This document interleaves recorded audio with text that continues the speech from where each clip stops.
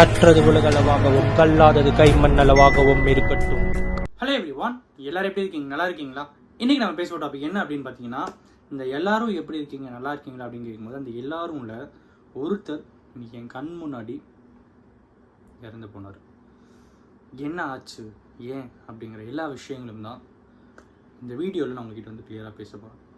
And well of course this video will be against child labour and சில suggestions ஒரு auto drivers கிட்ட கேட்கணும் அப்படின்ட்டு தோணுச்சு. நிறைய ஆட்டோ டிரைவர்ஸ்க்கான எனக்கு நிறைய பேர் எனக்கு தெரிஞ்சவங்க இருக்காங்க. பட் இருந்தாலும் சில நேரங்களில் சில விஷயங்கள் தவிர்க்க முடியாத விஷயமாக மாறும்போது அது எந்த அளவுக்கு ஒருத்தருக்கு ஆபத்து கொடுக்குது அப்படின்னு பார்க்கும்போது கண்ணு முன்னாடியே அதை நான் பார்க்குறேன் அப்படின்னும் போது சத்தியமாக சொல்கிறேன், இன்னைக்கு ஃபுல் டே நான் அதை மட்டும்தான் யோசிச்சுட்டு இருந்தேன்.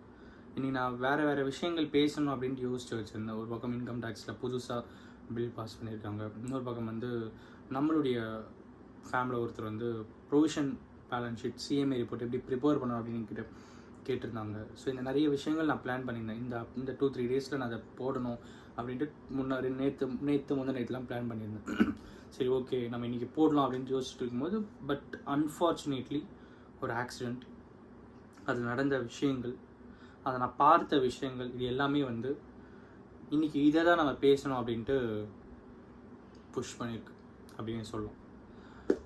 காலையில் ஒரு 10 மணி இருக்குங்க, நான் வந்து ஆஃபீஸ் போயிட்டுருக்கிற டைமில் என்ன ஆச்சு அப்படின்னு பார்த்தீங்கன்னா, ஒரு இடத்துல கூட்டமாக நின்றுட்டு இருந்தாங்க. என் முள் மனசு வந்து இது ஆக்சிடெண்ட்டாக இருக்கக்கூடாது, வேறு ஏதாவது ஒரு விஷயமா இருக்கும் அப்படின்ட்டு ப்ரே பண்ணிகிட்டே போனேன்.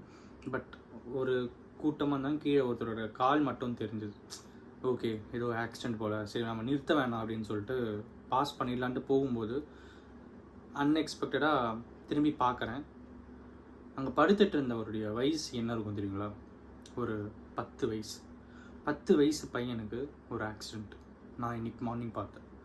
ஸோ அதுக்கு மேலே வண்டி என்னால் ஓட்ட முடியல. வண்டியை ஓரம் கட்டிட்டு இறங்கி போயிட்டு என்ன ஆச்சு ஏது அப்படின்ட்டு கேட்குறேன். என்கிட்ட வாட்டர் பாட்டில் இருந்தது. ஸோ வாட்டர் பாட்டில் இருந்தாங்க, தண்ணி கொடுங்க, ஏதாவது பண்ணுங்க அப்படின்னு சொல்லும்போது எல்லாருமே சொன்ன விஷயம் என்ன அப்படின்னு பார்த்தீங்கன்னா, ஸ்பாட் அவுட்டுங்க, இறந்துட்டார். ஐ வாஸ் லைக், என்ன பண்ணுறதுன்னு எனக்கு தெரியல, என்ன பேசவும் முடியல என்னால். பிகாஸ் ஒரு 10 வயசு பையன் கீழே என் முன்னாடி இறந்து கிடக்கிறத பார்க்கும்போது எனக்கு வார்த்தை கூட வரல.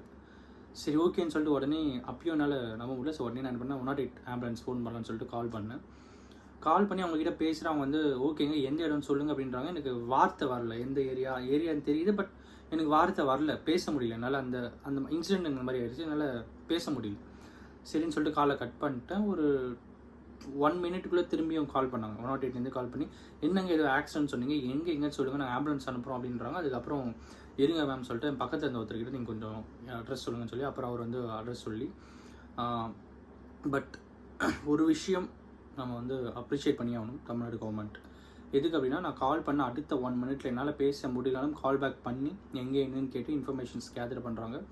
அடுத்த 1 நிமிஷத்துக்குள்ளே எனக்கு ஒரு மெசேஜ் வருது. அந்த மெசேஜில் இன்சிடென்ட் ஐடி, அப்புறம் வந்து எங்கே நடக்குது, அப்புறம் அவங்களுடைய காண்டாக்ட் நம்பர், யார் ஆம்புலன்ஸில் வராங்களோ அவங்களோட காண்டாக்ட் நம்பர், அவங்களுடைய வண்டி நம்பர், ஸோ வண்டியோட ஜிபிஎஸ் ட்ராக்கிங் லொக்கேஷன் சொல்லிட்டு எல்லாமே போட்டு எனக்கு ஒரு மெசேஜ் வருது.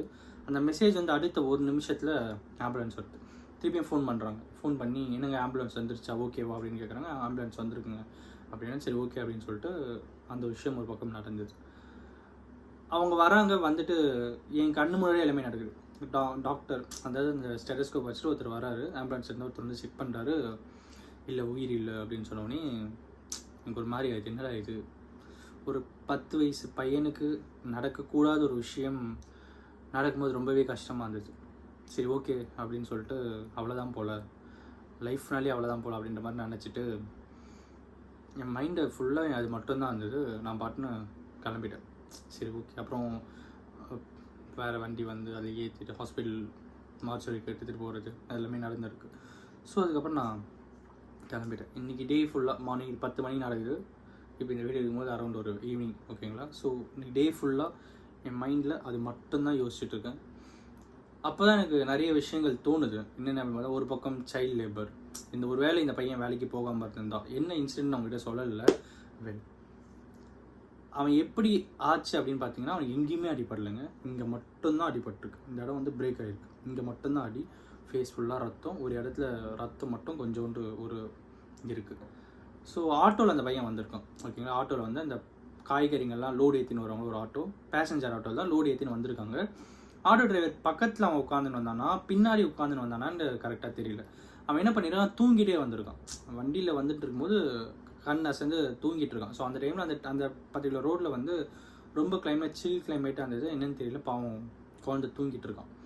அந்த குழந்தை தூங்கிட்டே வந்துட்டு இருக்கும்போது என்ன ஆகுது அப்படின்னு பார்த்தீங்கன்னா, ஒரு கட்டத்தில் நம்ம இப்படி ஆடும்போது இப்படி சாயும்போது ஆட்டோக்கு வெளியே, ஓகேங்களா, ஸோ தூங்கிட்டே ஆட்டோலேருந்து கீழே விழுந்துட்டுருக்கான். கீழே விழும்போது மண்டையில் அடிபட்டு உயிர் போயிடுச்சு.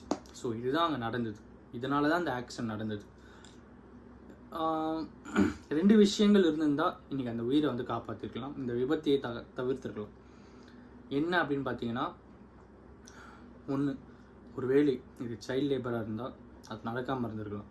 2வது, ஆட்டோ அப்படின்னு வரும்போது பேசஞ்சர்ஸ்க்கான ஒரு சேஃப்டி ப்ரிகாஷன்ஸ் ஏதாவது இருந்தால் கொஞ்சம் நல்லா இருக்குமோ அப்படின்ட்டு இந்த வீடியோ மூலிமா இந்த ஆட்டோ மேனுஃபேக்சரர்ஸ் அப்புறம் வந்து கவர்மெண்ட்டுக்கு ஒரு ரெக்வெஸ்ட்டாக நம்ம வைக்கணும் அப்படின்ட்டு யோசித்தேன். அதனால இந்த வீடியோவையும் நான் மேக் பண்ணணும் அப்படின்னு நினச்சேன். நிறைய ரீசன்ஸ் மைண்டில் வந்துட்டு போயிட்டே இருக்குது. இது நடக்காமல் இருந்தால் இப்படி ஆயிருக்குமோ, அப்படி நடக்காமல் இருந்தால் இப்படி ஆயிருக்குமோ, ஒருவேளை அந்த ஆட்டோ டிரைவர் நான் பக்கத்தில் அவன் உட்காந்து போயிட்டு அவன் உட்காந்து போது டக்குன்னு பிடிச்சி இழுத்துருந்தா அவன் உயிரை காப்பாற்றிருக்கலாமோ. சின்ன பையன் 10 வயசு பையன் தான், நடுவில் கூட அவனை உட்கார வச்சு கூட போயிருக்கலாமே, அவனை கூட்டினே வராமல் இருந்திருக்கலாம் அப்படின்ட்டுலாம் நிறைய விஷயங்கள் ஏன் அந்த டைம் அந்த பையன் அந்த குழந்தைய கூட்டிகிட்டு வரணும். இன்ஃபேக்ட் அந்த குழந்தை வந்து அவரோட குழந்தை கூட இல்லை, வேற ஒருத்தரோட குழந்தை. ஓகேங்களா, ஸோ அவர் வேலை சைல்ட் லேபரா இல்லைனா வந்து அந்த பையனுடைய அந்த குழந்தையுடைய அப்பா அம்மாவே எங்கேயாவது ஒரு இடத்துல கடை வச்சு இந்த குழந்தைய ஆட்டோவில் அமிச்சு இப்போ காய்கறி வாங்கினு சொல்லி அமிச்சாங்களா என்ன எதுவுமே தெரியல. பட் நடந்த இன்சிடென்ட் அதுதான். பட் ஐம் ஷூர் அந்த ஆட்டோ டிரைவருக்கும் அந்த ஆட்டோ டிரைவரோட பையன் அவங்களுக்கு கிடையாது அப்படிங்கிறதையும் எனக்கு தெரியும். இது நடந்து ஒரு சேஃப்டி ப்ரிகாஷன்ஸ் ஏதாவது ஆட்டோவுக்கு சீட் பெல்ட் இந்த மாதிரி ஏதாவது ஒரு சேஃப்டி ப்ரிகாஷன் இருந்தால் நல்லா இருக்குமோ அப்படின்ட்டு எனக்கு தோணுதுன்னா, இந்த ஆட்டோக்களில் நடக்கிற விபத்துகள் சில நேரங்களில் ஒரு அன்அவாய்டபிள் வூண்ட் எப்பயுமே நம்மக்கிட்ட இருக்கிற மாதிரி சில விஷயங்கள் நடந்தது. என்னோடய ஒய்ஃபுக்கு கூட சின்ன வயசில் ஆட்டோ கவர்ந்து விபத்தாகி இந்த இடத்துல வந்து ஃபுல்லாகவே செதஞ்சிருக்கும். ஸோ என்னோடய ஒய்ஃப்கே அது இருக்குது. ஸோ அவங்களுக்கும் ஆட்டோவில் தான் அந்த ஆக்சிடென்ட் நடந்தது.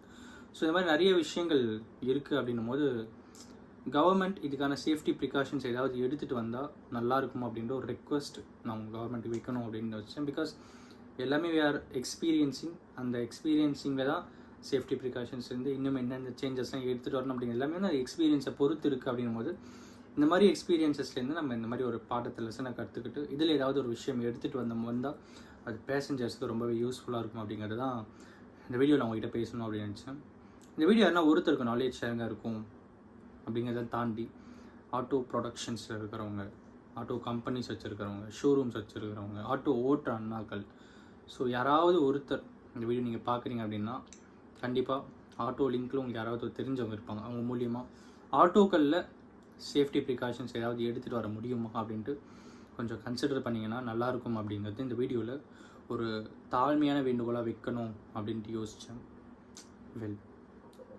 அந்த குழந்தையோட ஆன்மா சாந்தி அடையணும் அப்படிங்கிறது இந்த வீடியோ மூலிமா நான் தெரிவிச்சுக்கிறேன். ஓகே, பாய்.